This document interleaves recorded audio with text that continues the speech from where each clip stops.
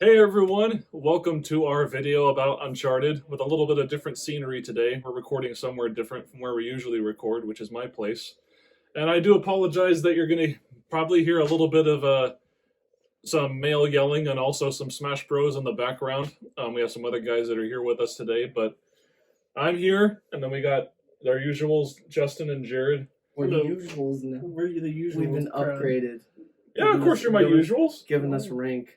Yeah, Right. absolutely, for these spoiler-filled discussion videos, which I do want to make more of, like for movies that come out this year that we all see together. So Yeah, we're The actually going to be Batman. able to go to movies. Batman, yes, The Northman. Yes. Yeah. We're But gonna have to probably talk about that one. There'll be some other stuff, I'm sure. Lightyear. Just kidding. We're not Well, gonna talk about I want to see that too. I want to see that one. It looks good. But we all saw a movie this past weekend that was adapted from a video game, an independent film called Uncharted, released by PlayStation Studios and Sony Pictures. That tends to, the company that always puts product placement every single one of their own electronics. stuff. And yeah, exactly. I mean, they don't have to pay for any of the product placement. No, they It don't was have to almost pay- as bad as a Michael Bay film. Not quite, but almost as bad. Oh, I forgot about that. Remember in the first Transformers where When he when runs they- into an Xbox. And no, it they turns they on. turned the Xbox into a murdering robot or Yeah. something. And they did basically like a The minute. on button sound. Yeah, they did the on button. They advertised Mountain Dew. Yeah, As the I say, Mountain there's Dew Mountain Dew robot, robot. the Nokia robot. I He is forgot real about that. nasty. They know the way of the samurai. I forgot Are those about from that. Finland? Yeah. Yeah. Oh, Oh my. No, it's funny. This movie was really like. It just had Papa John's. Oh yeah. Better I pizza. forgot about that. Better ingredients, a good fight They scene. had Papa John's. There was something else in it that I was like, seriously. what's with video game movies to where like they have the most obscure like Product placement.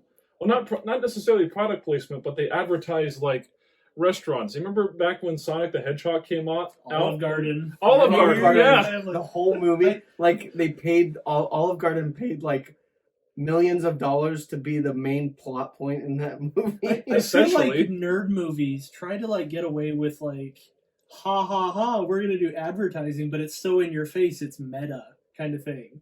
Like, remember Power Rangers, the newer one? Yeah, The Elizabeth entire- Banks was just Yeah, the entire like final piece of the puzzle, like the whole key MacGuffin for the movie, was under a Dunkin' Donuts. I And so they forgot kept- about that. And so they kept Oh, yelling, yeah. "We need to get to the Dunkin' Donuts. We need The to get to whole the Dunkin' movie. Donuts." Yeah. And there's literally a scene where Elizabeth Banks, like the camera is just panning in on her as no music, no sound, nothing. She's just sitting there like in her full villain getup, just like, and then the scene continues. It's Anyway. like nerd movies is trying to get away with that. It's like, see, it's meta. We're calling attention to it. We're gonna say the whole Olive Garden theme right here. We're gonna have an entire Papa John's fight scene That's right. in the middle of Italy. Oh man. No, Barcelona. Yes. What's And, even funnier is that supposed to be like a Mediterranean, and it looked like a Papa John's that you would find on the corner of any. Except for one wall, which was Was a a stone, full ancient mural of- stone, and The full mural from ancient Spaniard culture, and around it is some generic Papa John's setup. I love from- the idea that no one had ever decided to look behind the mural. Like, right, yeah. it's like you've got they built a Papa John's there, but no one decided to actually like dig a little bit past. Or the nightclub that's next to the other mural. No, yeah, hmm yeah. Okay. Start us off, moderator. Well, the thing about that, no, I'm fine we brought it up because it leads into kind of like my opinion on this movie, which, I mean, I don't hate it. I don't think any of us really do. I don't know. I thought there No. were parts of it that were cool. Yeah, there definitely were, and there were like legitimately good things about it. But we bring all this stuff up about how like we're making jokes about things being meta, but the Uncharted movie is nowhere near like intelligently written enough to No. have the kind of metatextual stuff No. in it. It's a generic B movie action movie. It was- that happens to have the Uncharted name on it. Yeah, Right. it's like what you said in the movie. It's like Sahara. Have you ever seen Sahara? That's the most generic treasure hunting movie that I've ever watched. Like Matthew McConaughey. And this in one it. pretty much like aped the entire Sarah It formula. almost Like, it was almost a plot for plot beats. It was really funny, but it cherry picked from a lot of what's good about Uncharted. Like, I think that the relationship between Nate and Sam is a really huge part of Uncharted 4, and the pirate finding a ship thing is the main plot point of Uncharted 4, which I liked that. The problem is this is like a Frankenstein put together thing of a bunch of different elements from all of the different games. Where it's like they tried to take all the best parts and sandwich them in a movie with zero context, with not very much context, and like I don't know, it's really like windmill, like in your face, all over the map. If that makes sense. No, it is. All over the map. I'm of the opinion, because like I've written and recorded a video about this exact topic that I'm going to put up soon, but I don't necessarily think that a video game movie has to like adapt a game 1-to-1. Yeah. Because that's the reason why a lot of video game movies suck, frankly. I would prefer that they don't adapt, because no movie can match your play style. Right. Right. And the reason why that's part of it, and the reason why Uncharted feels the way it does, the movie anyway, is because when you look at the games, which we've all played, mind you, those games work because they do kind of take like a similar plot line to those movies like you've talked about, like Sahara, but then you think about like Indiana Jones, or the Uncharted games work because even though they have those familiar plot beats, it gets by on succeeding because it does have the interactivity aspect to it.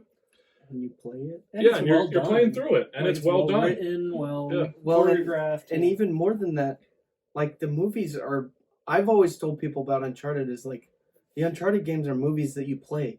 They're already plenty cinematic. It's not like... But for like 12 hours, not for just I was going to say, yeah. Like, it would almost lend itself better if it was a series on like HBO or Netflix or something. Yeah. Because then you get to have like, Uncharted is really driven on episodic character development, and it's like chapter driven. Like each different chapter of the game has beats where you explore and climb something, and you fight people with guns and fists and whatever, and they make a discovery, and it leads you into the next chapter.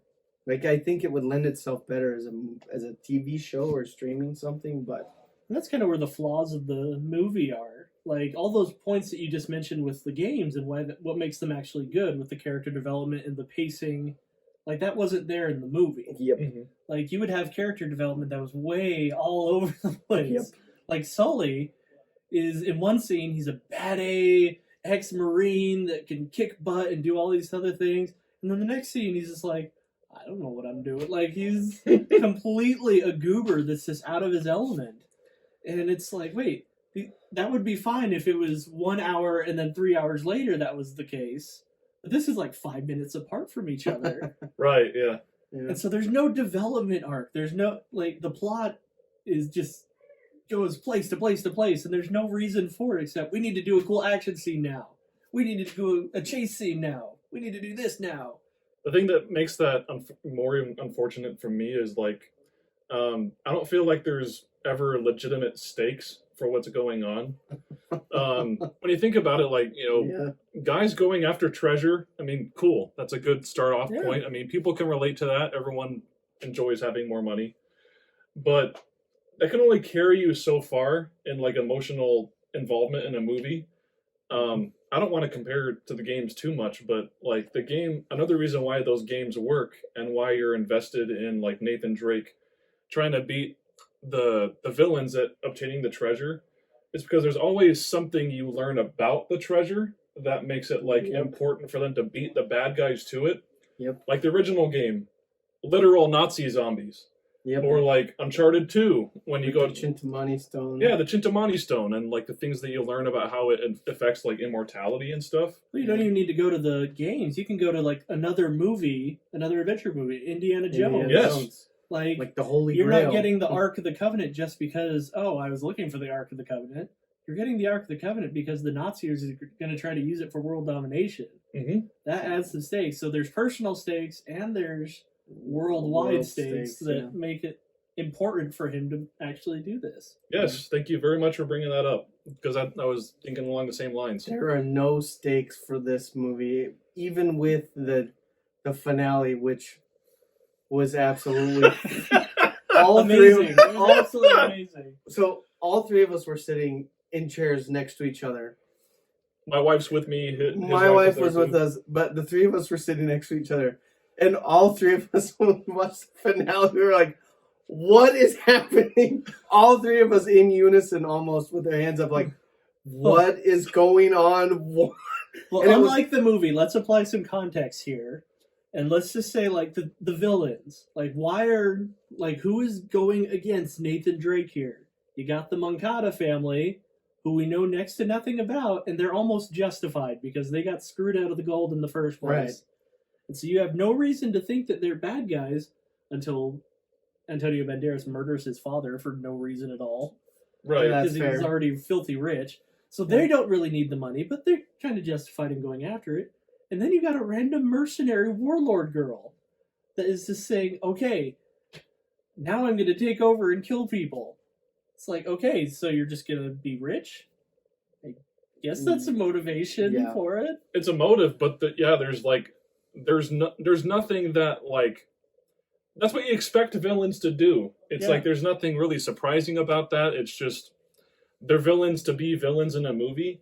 Mm-hmm. And there's not enough of a contrast between what Nathan and Sully want, which is kind of to get rich. Yeah. They're literally the same motive. Like, let's all get rich.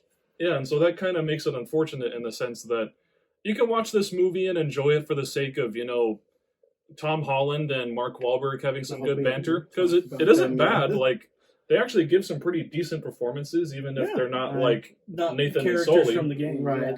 Like, they're fine in the movie, and you can watch them and enjoy their interactions, but yeah, you don't really get a sense that it's like, hey, they're in this movie because they're trying to go after this for this reason that's, like, discernible and understandable. It's pretty people seeking after gold. Like, this movie is literally Mark Wahlberg trying to get a young kid to join him on a heist. Yeah, well, that's it. Like, actual Mark Wahlberg, not a character. He's just Mark Wahlberg. He's not aware that he's supposed to be playing Sully. He's just Mark trying to get money. Basically. I was gonna say, that's part of what I liked about Uncharted 4, which makes it my favorite, because I like Uncharted 4 the best out of all of them. It's my favorite too. I think it has the best story, but that's a whole different discussion. Part of what made Uncharted 4 really solid for me was they had a reason to go in the game. I'm not going to spoil anything, but they have to go find a treasure. And they have a reason. Nate has a reason to go and find the treasure that he wants to find in that book. It's character-based, yeah. Yeah, it's character-based. With this one, it's the largest treasure that's never been found. And it hasn't been found, so let's go find it. And then they just, like... They kind of have, like, the sub-arc of, my brother looked for it once. Like, not for any personal reasons, but he looked for it because he wanted to get rich. Right, and the other thing I have about that is that he gets killed. Supposedly he gets killed by the warlord Nadine type lady. But, like, at the end, he's in a prison? Philippines jail cell. Right, like, what? I don't know. Probably 20 miles away from where the treasures were. So we're making this video with a little bit of time after seeing it. The movie's made a bunch of money. Like, a lot of people have gone and seen it.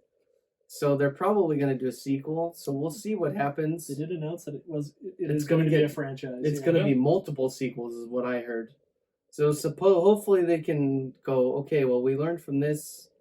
Let's do something different. You're giving Hollywood too much credit. Yeah, well, They make movies to continue making movies. Yes. They don't make movies to finish a story. Yeah. Unless you're someone in Hollywood with clout and you actually care about what you're doing. Like Quentin Tarantino. Yeah, that's good name. Him. I can't think of anybody else I'd say Nolan. But... Oh yeah, Nolan too. He's the one who likes to finish stories. The only one that he's really done is... Yeah, that's a different topic. He's done Batman. Now it's a different topic, yes. But it's funny. This movie, I had fun watching it. It was decent. I got to watch it with my friends. My wife... Oh, I forgot to did I tell you guys what my wife said? No. When they pulled up the ships, she's like... she flat out whispered to me, So we're just throwing realism out the window. I was like, Haley. Well, and then it was funny because you leaned over to me when the ship finally hits the water and you're like, how did that not sink? It's a 600-year-old boat that has been on ground my gosh, for the last 600 years. It's probably infested with rodents, termites. The fact that it wouldn't dissolve to pieces when they somebody were walking on it in the first place. Touched it, or rather, when they picked it up. How did they get the net underneath it to pick the...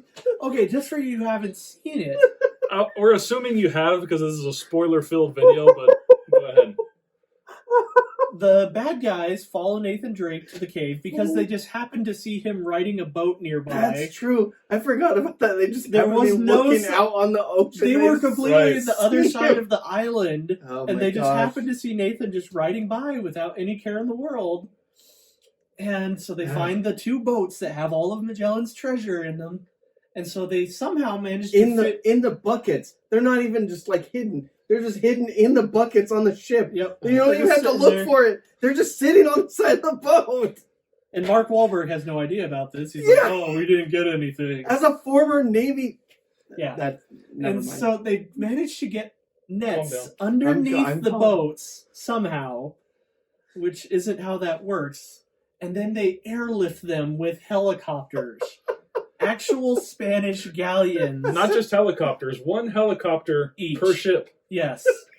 And they've given a unique design, so it's like an industrial helicopter, but it's lifting a boat through a hole in the ceiling that is wide enough that anyone walking by could have seen the boats just sitting there. But somehow they've been missed for 600 years. And so now that they have 2 airborne boats, Nathan and Sully, who happen to be stowing away on one of them, climb a chain somehow. They do not show Mark Wahlberg climbing the chain at all. They just show him getting to the top of the mast and then skipping ahead. Mark can't do that. No, he can't. No one can. On a flying helicopter? Good luck. Tom Cruise can do it. Yeah, Tom Cruise can do it. And then they hijack one of the helicopters and start doing boat jousting in the middle of the air with these ancient 600-year-old galleons that didn't break when they hit each other. So anyway, they're doing maneuvers with each other. To summarize the last 30 minutes of this movie, chaos. It's chaos, absolute chaos. It's great. I mean, I loved it. It was so dumb. It was so stupid, but I had a great time. Yeah, we all 3 of us were just like, what? It was the best part of the movie because like everything else before that was just kind of bland, except for the plane scene. Except for that scene, was awesome. I did like the plane scene in this one. But then that was just lifted straight. Oh, yeah, it was lifted straight from Uncharted 3. We're almost shot for shot, but yeah, it's great. Well done, yes, but yeah. Can you imagine though being like, let's say you're on a cruise ship going around these islands, and then like you're some 8-year-old kid that sees that, you go, "Mom, look, it's Peter Pan and Captain Peter Pan got nothing on this boat." These boats, Mark Wahlberg decides to go straight up somehow and lifts the boat over the other boat, like to the point that there's like anti-gravity like going in. Like we said, physics is just ignored. Physics has never really been a thing with Uncharted. There's some things in Uncharted that are unreal, that they try to make real, but like, this was a little bit like, all right, they were a little bit over. While they're having fight scenes on, and the guys are like swinging from the ropes like it's a Pirates of the Caribbean movie. The physics were thrown completely out the last 30 minutes of this movie. I definitely had F9 car going into space vibes from all that. Oh my gosh. It was crazy. They must have gotten someone from the team to go over to that. The best part is at the end when you find out that Nate had some gold in his pockets or something, and he pulls out. He just keeps pulling them out. He pulls out the Toblerones for Mark Wahlberg. After he's wearing his skin tight pants the whole time, that he's could like, not have any all of this this gold I have in my pockets. Did you like the scene where he just pulled out the bandolier from the dead guy just so he could look like the stereotypical? Yeah, I know. Well, they got to have the moment where the iconic theme picks up, because that picks up when he puts that on. Which he just like looked at the dead guy. He's like, huh, that looks cool, and he just pulls it on. So okay. my biggest the music actually was really, I liked the music for this movie. Yeah. I thought it was It's good. fine. I thought it was good, but like the Uncharted theme is iconic. Why in heaven's name would you pick an Uncharted movie and then not have the Uncharted music that's so iconic? You can Why- ask the composers of the Halo show, Oh god. Oh, because they're gonna do the exact They're same gonna- thing and not have the iconic Oh. music. They outside need of- like they That's spent gonna so happen. much time composing that. It's perfect. It's the best, one of the best video game themes ever composed. And they just threw it in for 30, not even 30 seconds. 10 seconds. It was like 10 or 15 seconds. it's just a musical cue, and then they pull like the Uncharted 4 version into the credits, basically. Mhm. Anyway, I know we've been dogging on this movie a lot, but it's fun. It was fun. I'm a very It's so particular. stupid at the same time. Yeah, I know. it is dumb. And- I say the same thing about Sahara and some of the other action movies that I just think are so much fun. It's like, just turn your brain off for this, and you'll have a great time. It's like Mission Impossible 5. And really any of them after Mission Yeah. Impossible 3. They're entertaining. They're really good. But nobody really. Tom You Cruise can't plays get immersed Tom into Chicken. this. Yeah, you can't get too invested because if you start digging much deeper than surface level, things just get unraveled real quick.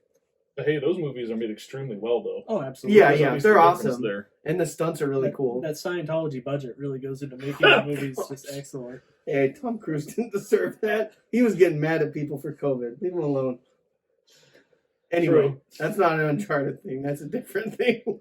Tom Cruise would be a good Nathan Drake. Yeah, Like a totally. bit, bit of an even he- older Nathan Drake. Even he's a bit too old. Well, yeah. And He's pretty much 60 now. He's too He's short. almost 60.